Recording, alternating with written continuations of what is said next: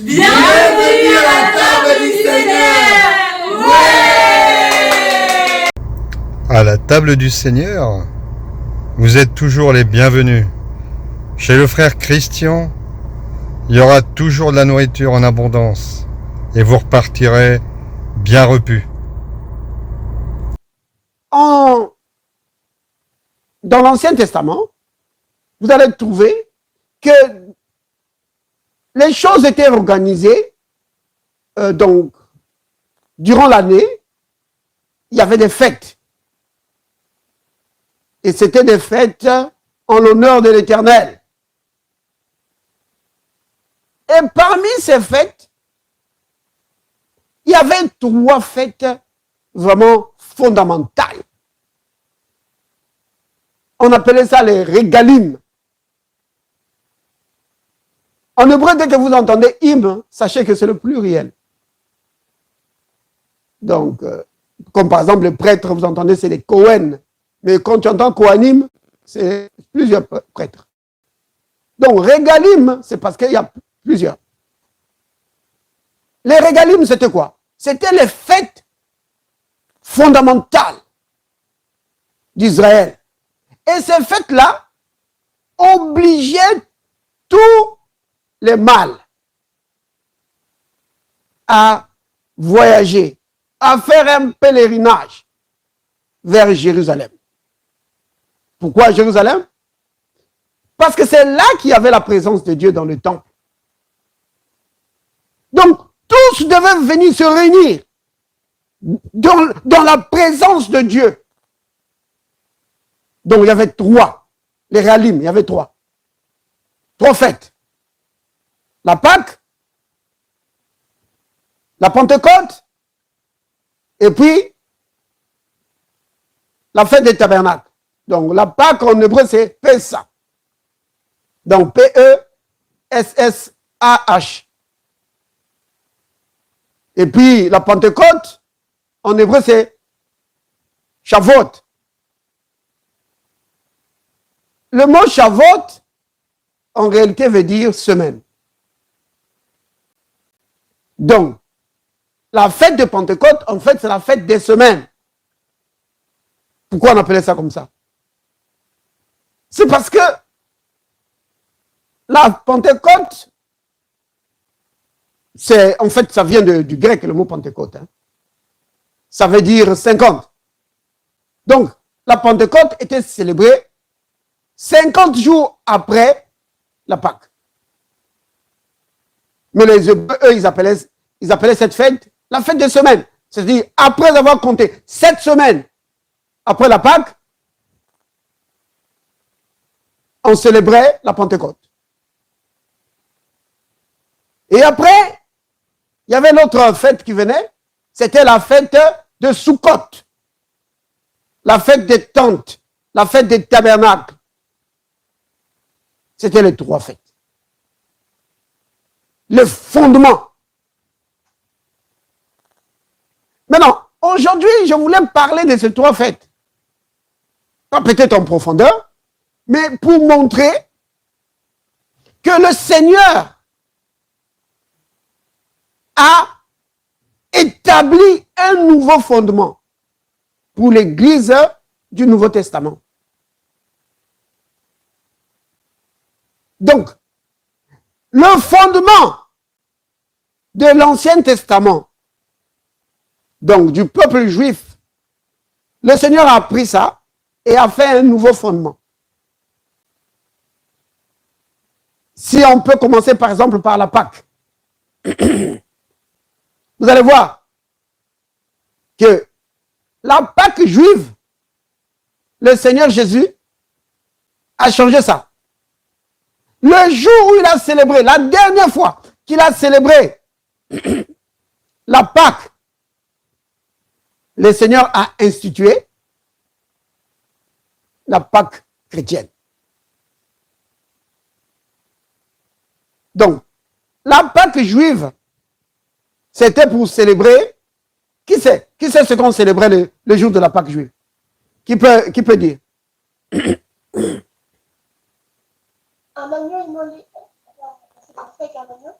On célébrait avec un agneau, mais c'était en l'honneur de quoi? La sortie d'Égypte. Oui, c'était en l'honneur de la sortie d'Égypte. Donc, le jour de la Pâque, excusez-moi, le jour de la Pâque, on célébrait la sortie d'Égypte. Vous voyez, c'était ça. Donc, ils célébraient la délivrance que Dieu avait accordée à Israël au travers du sang répandu par l'agneau. Vous voyez? C'était ça qu'ils célébraient. Pendant des siècles, ils ont célébré ça. Maintenant, la dernière fois que le Seigneur a célébré la Pâque avec ses disciples, il a changé ça. Il a établi un nouveau fondement. Mais ce n'était plus la Pâque juive qui était célébrée, mais c'était maintenant le véritable sacrifice. Souvenez-vous, tout à l'heure on a parlé du Christ qui est le centre, n'est-ce pas?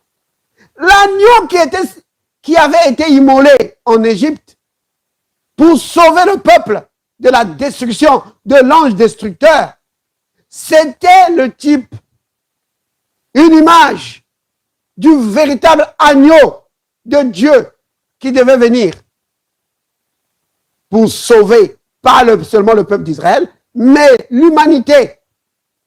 Vous voyez? Donc c'était quelque chose de beaucoup plus grand qu'un simple peuple, donc que le peuple juif. C'était maintenant le peuple du monde entier.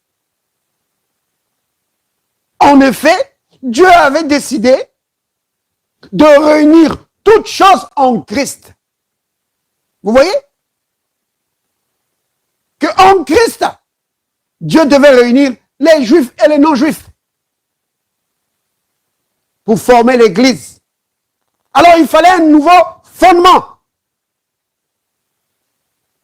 Et ce fondement, en ce qui concerne la Pâque, donc comme j'ai dit, les trois fêtes, c'était vraiment le fondement de la vie spirituelle en Israël. Parce que ça obligeait le pèlerinage. Et alors, la Pâque, le premier fondement, ce n'était plus l'agneau sacrifié en Égypte qui était célébré, c'est maintenant l'agneau de Dieu. Oui, immolé pour le péché du monde, le péché de l'humanité. On va prenons dans... Il y a plusieurs passages qui se bousculent dans ma tête. Mais on va prendre seulement dans 1 Corinthiens chapitre 11. Ça, c'est Paul. Tu sais déjà où il faut lire? 1 Corinthiens 11. Oui, verset combien? Tu connais? Quel verset? Ben, le verset qu'on utilise pour faire la Sainte Seine, c'est quel verset? 26. 23, verset 23. 23. Car j'ai reçu du Seigneur que je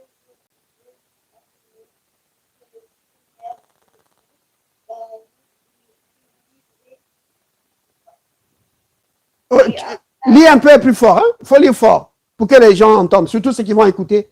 Car j'ai reçu du Seigneur ce que je vous ai enseigné, Oui, que le Seigneur Jésus, dans la nuit où il fut livré, et après avoir rendu gloire, ensuite, son corps,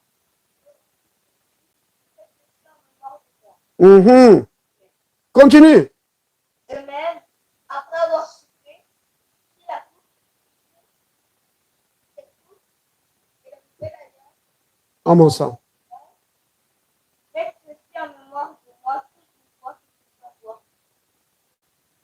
Car Car tous les fois que vous mangez ce pain, vous annoncez la mort du Seigneur. non, tu peux t'arrêter là. Donc, jusqu'au verset 26, c'est bon. Bien aimé, vous avez suivi, hein? Oui, amen. Donc, vous avez vu? Donc, le Seigneur Jésus, dans la nuit où il fut livré, il a pris le pain et le vin. Donc, c'est ce qu'il mangeait pour célébrer la Pâque juive. Mais maintenant, le Seigneur, quand il prend le pain, il dit, il change ça. Il dit, ceci est mon corps qui est rempli pour vous. Oui, ce n'est plus l'agneau pascal en Égypte, non. Il dit, ça c'est mon corps qui est rempli pour vous, pour toi mon frère, pour toi ma soeur. Vous voyez? Donc, le Seigneur pose un nouveau fondement. Il dit que c'est maintenant le pain de la Pâque. C'est son corps brisé pour moi et pour toi. Le vin, c'est son sang. Le sang de quoi? De la nouvelle alliance. Vous voyez? Donc, Dieu nous fait entrer dans une nouvelle alliance et il pose des nouveaux fondements. Vous comprenez? Parce que c'est une nouvelle alliance, il faut des nouveaux fondements. Alors, la Pâque a un nouveau fondement. La Pentecôte a un nouveau fondement. La fête des tabernacles, donc le Sukkot, a un nouveau fondement aussi. Tout est nouveau, tout nouveau. Oui, dans la nouvelle alliance, tout est nouveau. Bien-aimé, quand tu t'achètes une nouvelle voiture, tu t'attends à ce que tout soit nouveau, n'est-ce pas? Tu n'achètes pas une nouvelle voiture et quand tu regardes comme ça, les sièges, c'est en occasion. Les sièges datent de 20 ans. Dis, hé, ça c'est quelle nouvelle voiture? Des sièges sont déchirés par là, déchirés là-bas de l'autre côté. Ce n'est pas une nouvelle voiture que tu as, n'est-ce pas? Monsieur, même si on peut dire, oh, c'est nouveau. Mais non, ce n'est pas nouveau. La nouvelle alliance, tout est nouveau. Dieu nous donne une nouvelle vie par la nouvelle naissance. Oui. Et même le commandement est nouveau. Oui. Le commandement est nouveau. C'est quel commandement ça? L'amour. Je vous donne un commandement nouveau. Ouais. L'amour. Marchez dans l'amour. Et la raison pour laquelle il nous demande de vivre dans un commandement nouveau, c'est parce que nous avons reçu une nouvelle vie. Alors nous devons marcher en nouveauté de vie. Oui. Tout est nouveau. C'est cela. Nouvelle alliance. Nouvelle relation avec Dieu. Parce qu'avant, le peuple ne pouvait pas s'approcher de Dieu. Sinon, il devait mourir. Mais dans la nouvelle alliance, une nouvelle relation avec Dieu, une nouvelle communion avec Dieu. Parce que la Bible dit que approchons-nous avec assurance du trône de la grâce. Oui, nous pouvons maintenant nous approcher. Dans l'ancienne alliance, Dieu disait que personne ne s'approche. Même pas de la montagne où Dieu était descendu. Il ne fallait pas s'approcher de la montagne. Si quelqu'un osait seulement toucher la montagne, c'était la mort. Mais dans dans la nouvelle alliance, Dieu dit approchez. Approchez-vous. Oh là là, tout est nouveau. Vous voyez, bien aimé? Un fondement nouveau a été posé pour le peuple de Dieu. Réunissant juifs et non-juifs ensemble en Christ Jésus. Oui.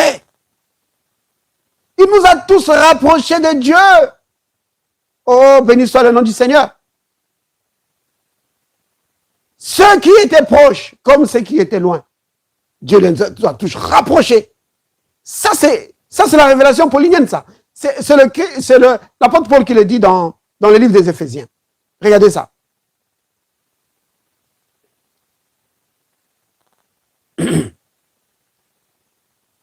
Regardez. Donc, Éphésiens chapitre 2, à partir du verset 12. L'apôtre Paul dit ceci. Souvenez-vous que vous étiez en ce temps-là sans Christ. Il est en train de parler aux chrétiens d'Éphèse. Et Éphèse, c'est une ville en Turquie. Donc, c'était des non-juifs. Donc, avant le Christ, les non-juifs étaient sans Dieu. Bon, bien sûr, ils avaient leur propre Dieu, mais c'était des faux dieux. Notamment à Éphèse, ils avaient une déesse qu'ils adoraient qui s'appelait Diane. Ils ont même créé des problèmes à l'apôtre Paul à cause de Diane. Vous pouvez lire ça dans les livres des Actes des apôtres. Alors l'apôtre Paul leur dit, souvenez-vous que vous étiez en ce temps-là sans Christ, privés du droit de cité en Israël, étrangers aux alliances de la promesse. Vous voyez? Seuls ceux qui étaient dans l'alliance avec Dieu avaient accès aux promesses de Dieu. Mais maintenant en Christ, nous sommes entrés dans la nouvelle alliance et ont accès à toutes les promesses et à toutes les bénédictions de Dieu. Alors il dit, vous étiez étrangers aux alliances de la promesse, sans espérance, oh là là, et sans Dieu dans le monde. Vous voyez, il dit sans Dieu. Et pourtant, ces gens, ils avaient leur Dieu. Ils avaient Diane, leur déesse. Mais l'apôtre Paul dit qu'ils étaient sans Dieu. Pourquoi? Parce que les dieux faits de main d'homme ne sont pas des dieux. Oui, ils ont des bouches, ils ne peuvent pas parler. Ils ont des mains, ils ne peuvent pas agir. Ils ne peuvent rien faire. Verset 13.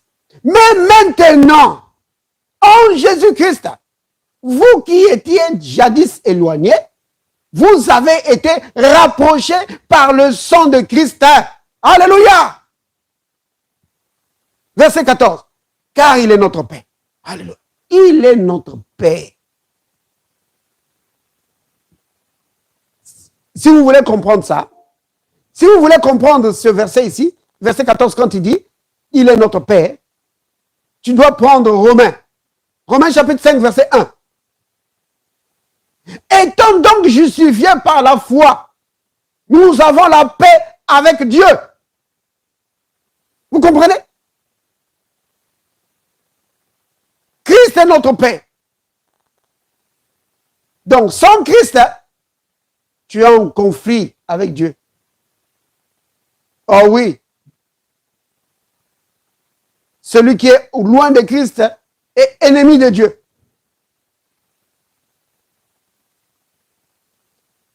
Alors, il dit, verset 14, il est notre paix. Lui qui des deux n'en a fait qu'un et qui a renversé le mur de séparation, l'inimitié. Maintenant, ici, là, si tu lis ça, tu vas te demander de quoi on parle ici. Le mur de séparation, l'inimitié, c'est quoi? C'est parce que il y avait un mur de séparation. Quand ceux qui n'étaient pas des Juifs, ou comment on les appelle, les prosélytes, ceux qui se convertissaient au judaïsme, quand ils allaient adorer à Jérusalem, ils n'avaient pas le droit d'adorer au même endroit que les Juifs. donc le peuple d'Israël. Ils adoraient loin. Et un mur séparait les deux peuples. Les Israélites et les non-Israélites. C'est pourquoi l'apôtre Paul dit que ce mur de séparation en Christ est brisé pour former un seul peuple. Ayant anéanti par sa chair la loi des ordonnances dans ses prescriptions, afin de créer en lui-même avec les deux un seul homme nouveau en établissant la paix. Vous entendez? Donc des deux, c'est qui ça? Les Israélites et les non-Israélites. Des deux, Dieu fait maintenant un seul peuple.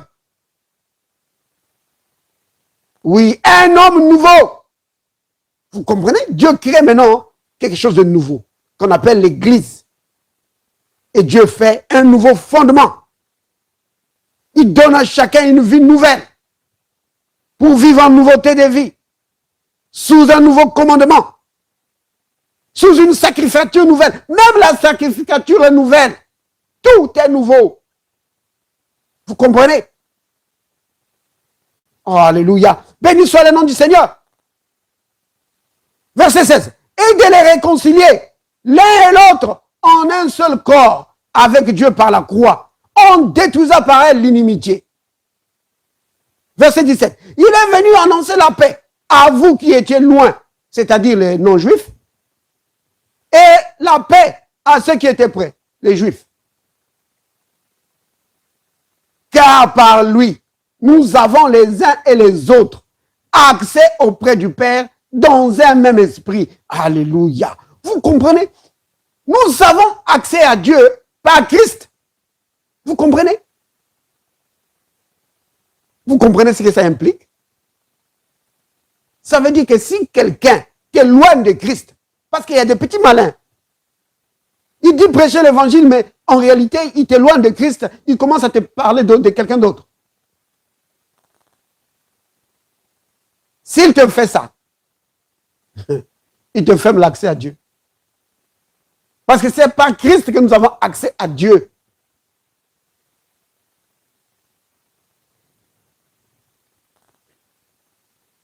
Oh.